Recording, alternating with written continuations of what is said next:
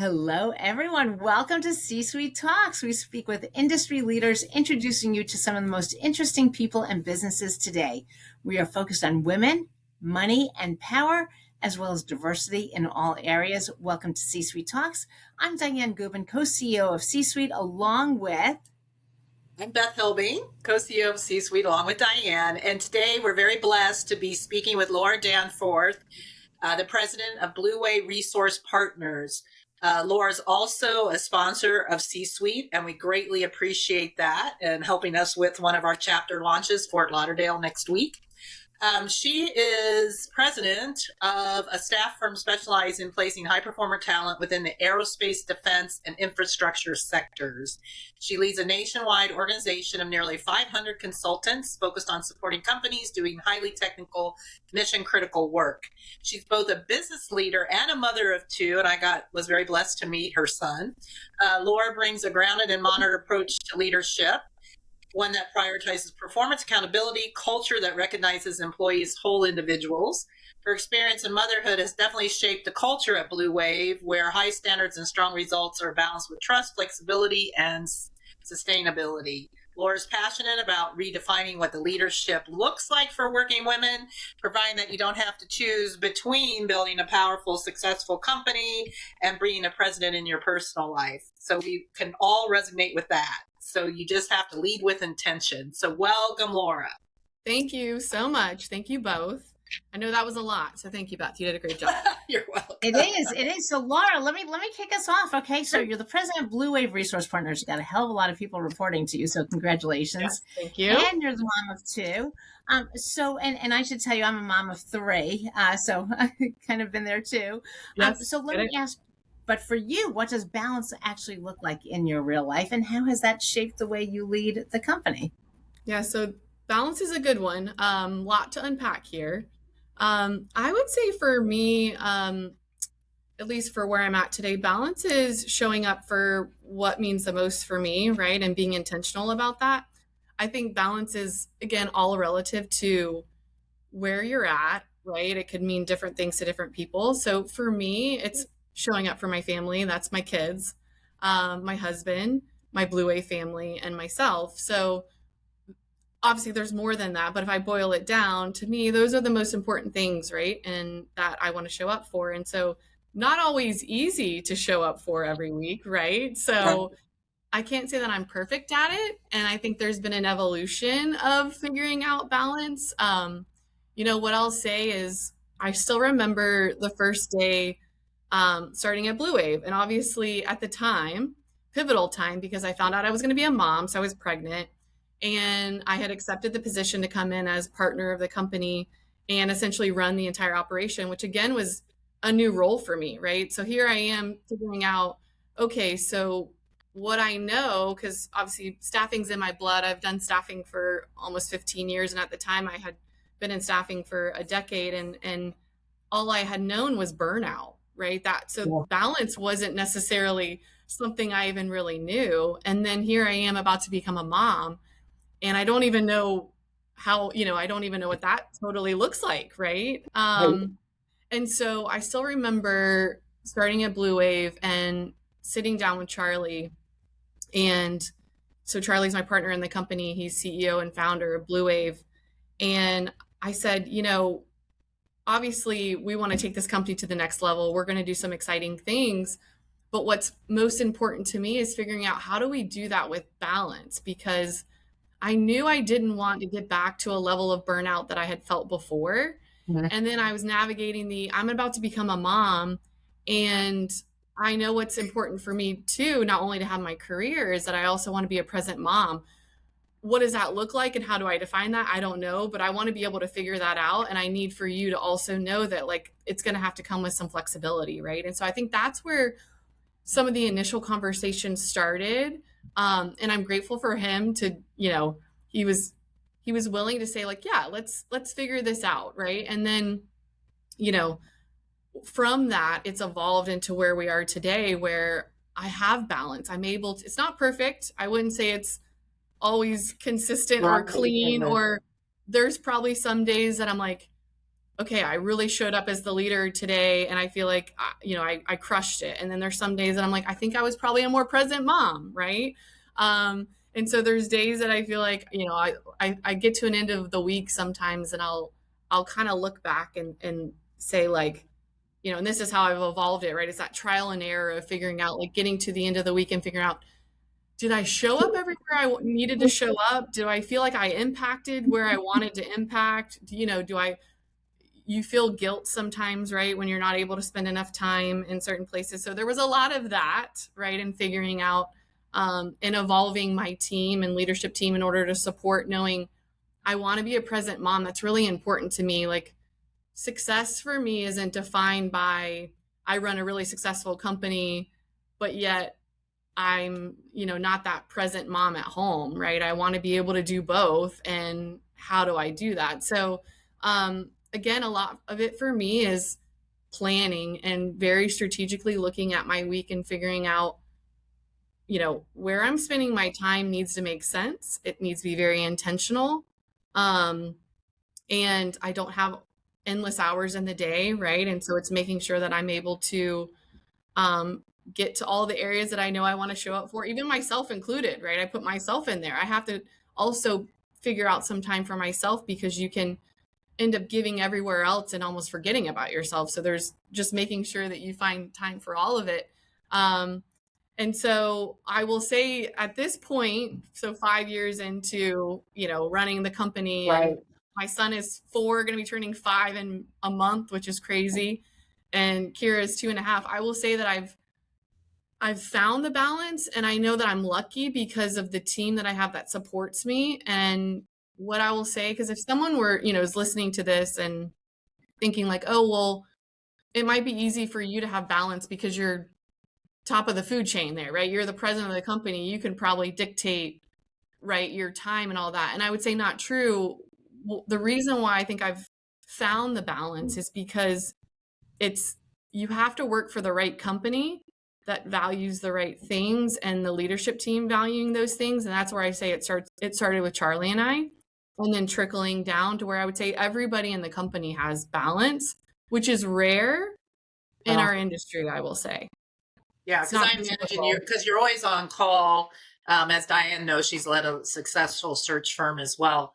You're always on call with your customers. And then, you have crappy customers. I've experienced that with you where they push back and, they're kind of negative with you because they see you as a service oriented, person. So, which is absolutely.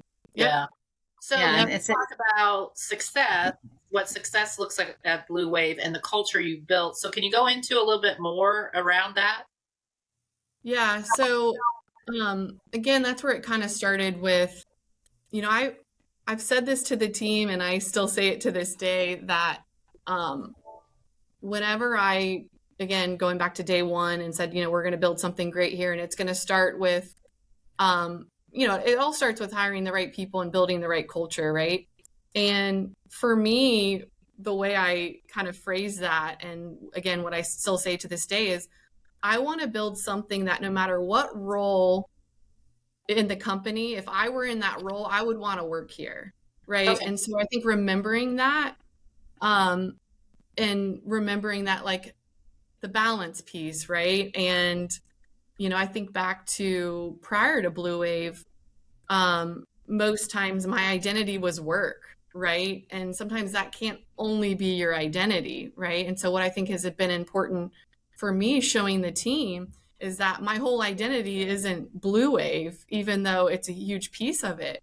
But a big piece of my identity is being a mom and a wife, right? And all the things. And so I think it's important showing them where I show up, when I show up, how I show up, which is another big piece of it, right? And because of that, because, when I think of my mom, even as an example, right? She was a nurse for many years. And when she had my brother and I, she had to take an unpaid maternity leave. She was lucky the hospital said, hey, go do what you need to do. She took 2 years off both times for my brother and I. And then whenever she decided to come back to work, they said, your job's available. That's not always the case for everybody, right? But even my mom, that example, it was like, okay, but so what I'm seeing is that you kind of have to give up something, right, in order to be able to do this or that. So I think what's been important to show the team is that you can build something very successful, be very successful and happy at it, and then also have kind of you can do it all, if you will, right? And I think that can be defined differently based on, what you're looking at there. But that's what I think is so important to the team. And then I think with that, becoming a mom has just changed my leadership style, where it's like meeting the team where they're at, meeting people where they're at and managing it that way versus just kind of dictating down, right? Which I think can usually be a strategy for companies that I don't think breeds the best culture. Yeah, no, for sure, for sure. So let's talk about boundaries, because there have been times as a working mom for me where my boundaries were like a colander with big holes in it, right?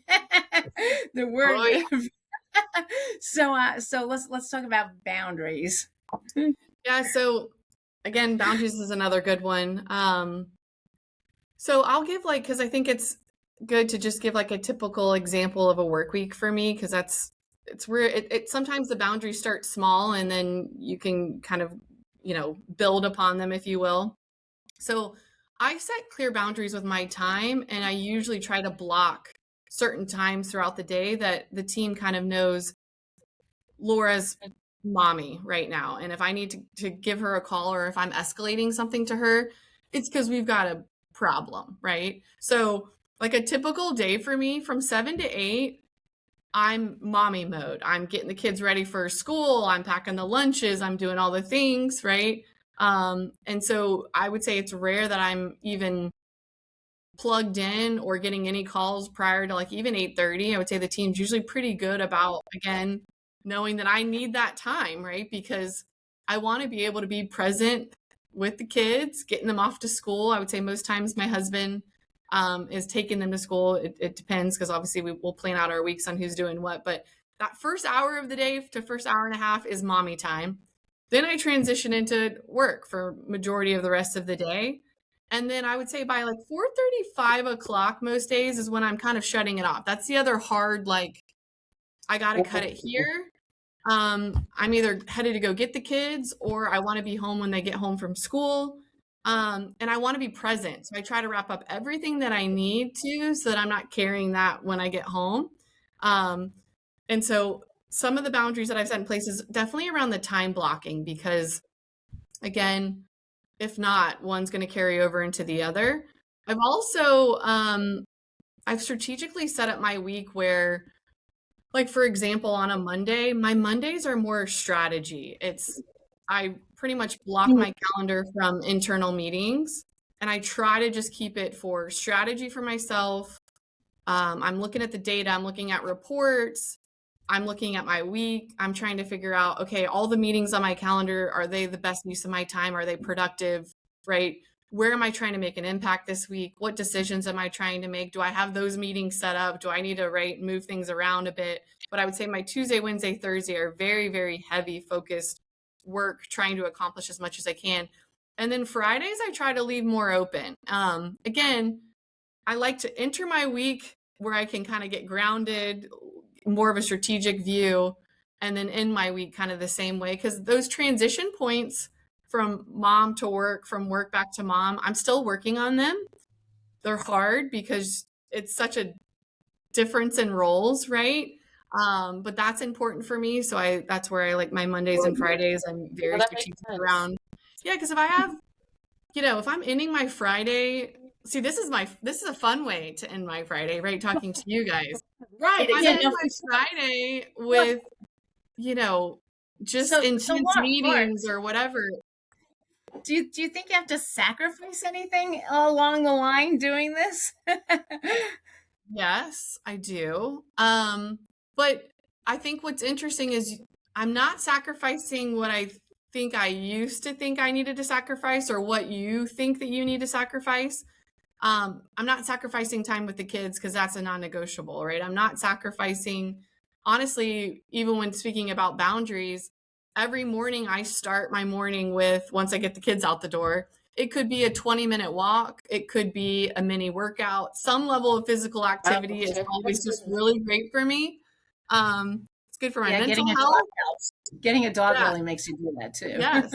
So last Monday, you can walk actually, Charlie and I are starting to do this. So on Mondays, we'll have a strategy session in the morning where we're both literally walking our dogs, talking strategy over the phone, but kind of, again, it's that balance, right? Of like, hey, I want to get out for a quick walk, but I also have a couple things I want to knock out with you. How about we just get on the phone? I'll put my earbuds in and we do a quick walk around the neighborhood, and it was great, right? It was like things like that you know. So, but anyways, going back to sacrifice. So it's not the things that you would think you need, or at least for me, to sacrifice.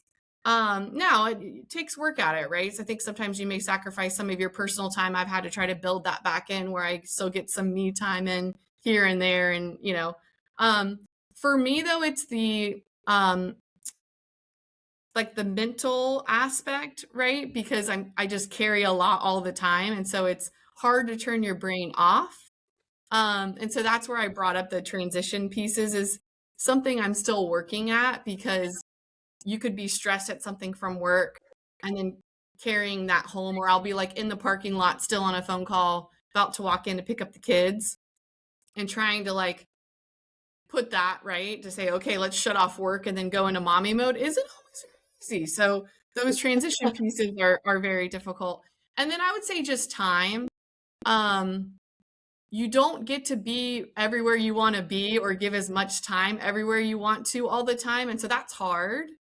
And that's where I think it goes back to, I'm still continuing to refine the where I show up, when I show up, and how I show up is so important, and maximizing that time that I have with my team, right? And so that's awesome. Another piece that's it's difficult, and I wouldn't say that I'm perfect at it, but I'm always trying to get better at that for sure. Well, as we wrap up, do you think having it all is a myth? And you know, for what you're building for your family and for your corporation?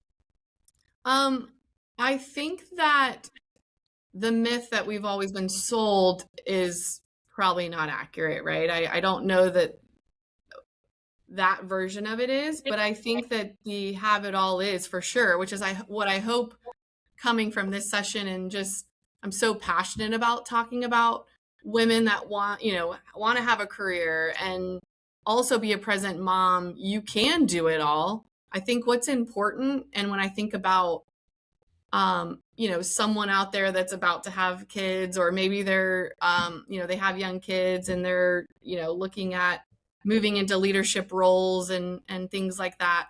Like, I wish someone would have told me, you can have it all. It doesn't mean that it's not going to come with guilt at times, right? Or you're gonna have to work through the trial and errors, like, right? It's not perfect. I think that's what I wish someone would have told me. It's not this like, here's the definition of have it all, it's super perfect, this is what you have to do type thing. I think you can control and really define that for yourself. I do think a big piece of that is working for the right company and the right leadership that shares those values and thinks that's important and aligns there, because I think that's a big piece of it. But no, I think that you can have it all. And I'm obviously proof of that. Here, the company BlueWave is continuing to have record years, year after year. We're on track for another record year.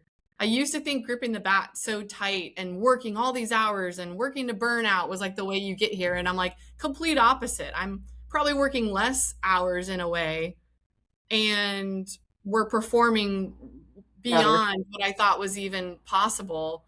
And I have a very happy, healthy personal life. So it's all there, but it's, again, I think you have to define that for yourself and be able to say, what do you want to show up for every week? What's the most important thing to you? And then it could be small things, right? I don't think there's these big adjustments. I think over time you make small, okay, I'm going to put some time in more over here, or I'm going to set some boundaries here, and kind of chipping away at it. And I think you ultimately can get to that level of Awesome. So thank you, Laura Danforth, president of BlueWave. If anybody wants to find you, how do they do that? You just cut out. What'd you say? If anybody wants to find you, how do they do that? What's the best way to reach you? Oh, cell phone, email, any of them, LinkedIn profile, all of the above. Okay, great. So Laura Danforth on her email profile, LinkedIn profile. We want to thank our sponsors. Thank you to the Capital Group, City National Bank, Breakthrough Beverage, Uncle Nearest, and C-Suite Executive Search. We couldn't do it without you. So thank you so much. Thank you for listening. Beth, you want to wrap us up or you want me to? Sure. And thank you, Laura Danforth, so much for your sponsorship as well. And we really appreciate it. Thank you. Apple, Spotify, everywhere you find podcasts. Yeah, we did. We overlooked having Laura's name on her company on that. So thank you, Laura. Okay, thank you, Laura, for sure. And you can send us an email if you have any questions, Beth at csweet.org, and check out our website for events. And Laura's company is co-sponsoring the event in Fort Lauderdale next Tuesday, so we appreciate that. And thank you, Laura, for your time today. Yes, thank you, guys. Thank you. Yes, and I cut you off, Beth. So Apple, Spotify, anywhere you find your podcast, leave us a review.